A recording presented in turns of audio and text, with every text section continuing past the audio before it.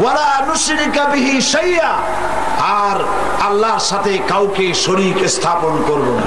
ওয়ালা ইয়াত্তাখিযা বা'দুনা বা'দান আরবাবাম মিন দুনিল্লাহ, আর আমরা পরস্পর পরস্পরকে প্রভু হিসাবে কেউ কাউকে গ্রহণ করব না। এই তিনটা ছিল ফর্মুলা। শান্তির ফর্মুলা কয়টি? তিনটি। এই তিনটি ফর্মুলা অনুযায়ী যদি দুনিয়া চলতে পারত, এই দুরবস্থার সৃষ্টি হতো না। আল্লাহ ছাড়া কারো দাসত্ব করব না। আজকে এই কথা কি আমরা মানি? জোরে বলেন, মানি না। আমরা এই কথা মুখে মানলেও কার্যত আমরা মানি না। আমাদের কোর্ট কাছারি, আমাদের আদালতে আল্লাহর আইন চলে, আমাদের আল্লাহর আইন।